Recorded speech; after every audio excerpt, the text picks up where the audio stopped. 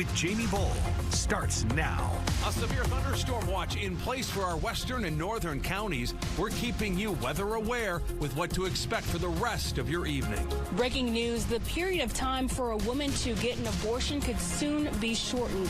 I'm live as North Carolina lawmakers make decisions on new abortion restrictions. A South Carolina wedding planner accused of disappearing on couples right before they say I do. I felt very betrayed and taken advantage of. We're on your side with what to do to protect yourself from this nightmare.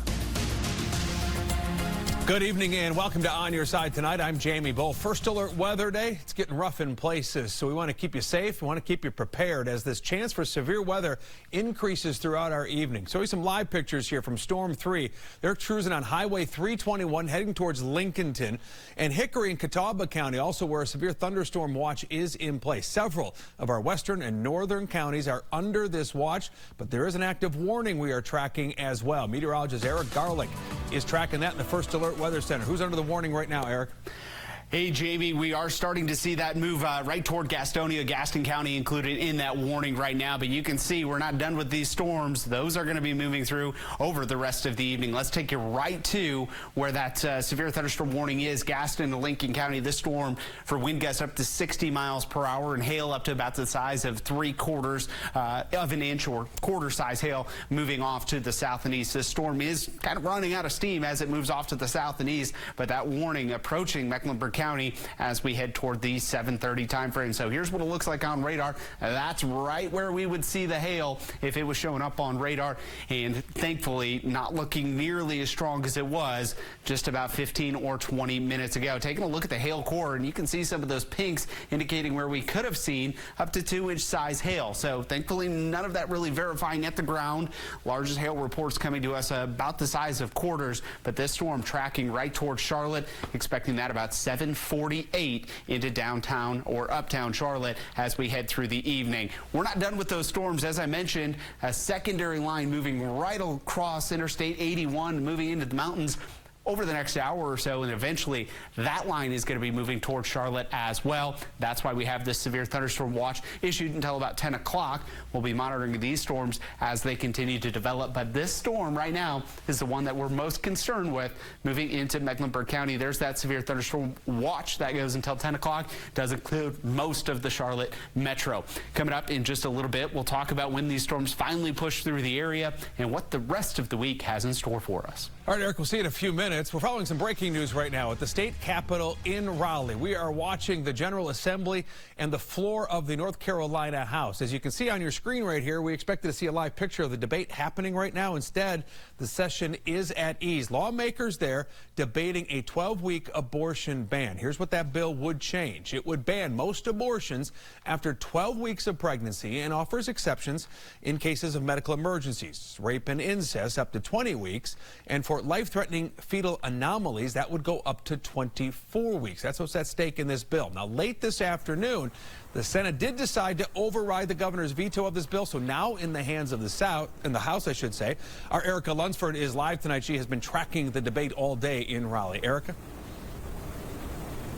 Jamie, senators from both sides spoke today, both very passionate about their stance on the bill. Now, some Republican senators debated the bill as in favor of women's safety, while Democrat senators debated the bill leaves significant questions of interpretation and could negatively impact women's health. Now, before the override vote by the Senate, the debate lasted about an hour and a half. A lot of senators would not yield for question. However, some senators did choose to speak for or against the motion. Senator Natasha Marcus spoke, saying her Republican father refused to ever vote to restrict abortion access, while Senator Vicky Sawyer talked about how the bill is in favor of women's health. Now, as you mentioned, the bill was supposed to be back up to the House today at 6, but they had put that session at ease, and they were scheduled to start back up shortly here at 7. So we will continue to keep a close eye on this, and we will give you the latest tonight at 11. Reporting in Charlotte, Erica Lunsford, WBTV, on your side. Yeah, key vote still expected tonight in the House. Will they override the veto? We shall see. Erica, thank you. Meantime, South Carolina lawmakers considering a much stricter abortion bill. There's a debate happening inside the State House in Columbia tonight.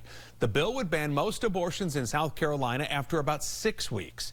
It would allow limited exceptions to save the mother's life, for sexual assault victims, and when the fetus has an anomaly that would prevent it from surviving outside the womb. This bill has already passed the State House, again now being debated in the House there in South Carolina. We'll keep you updated.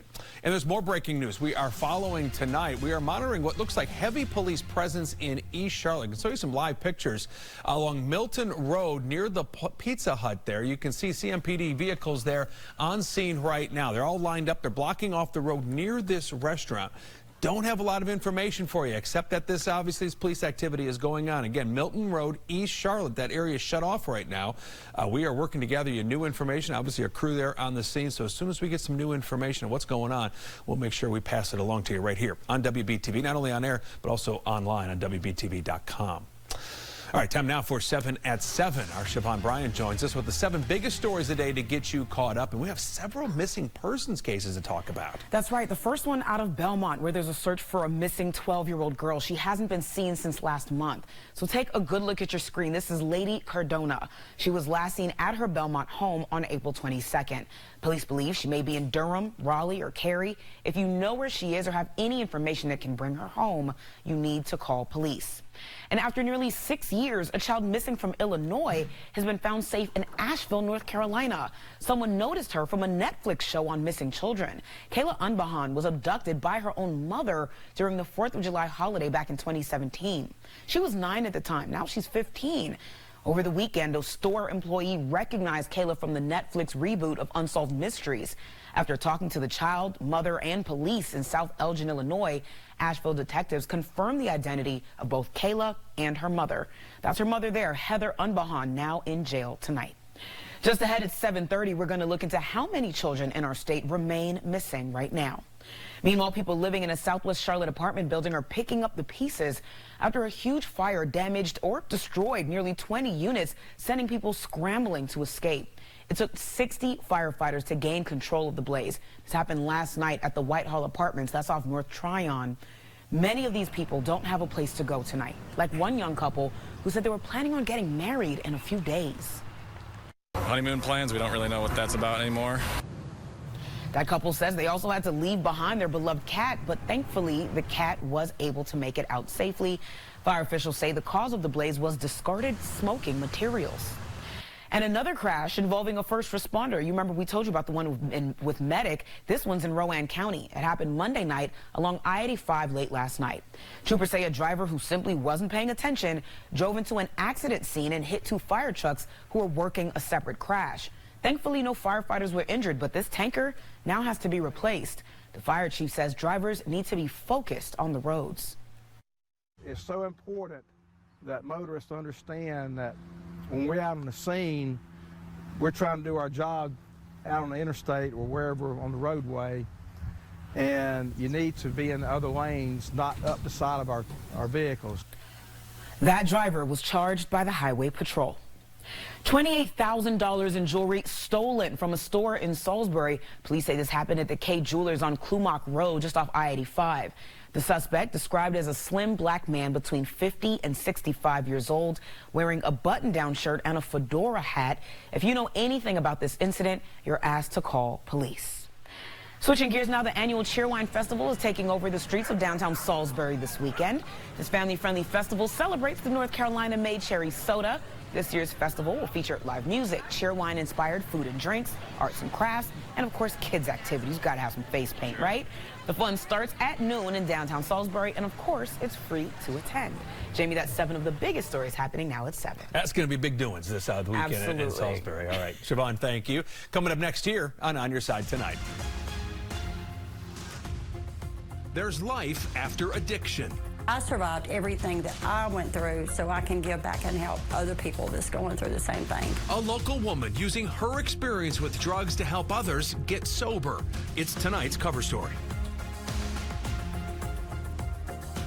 Hey folks,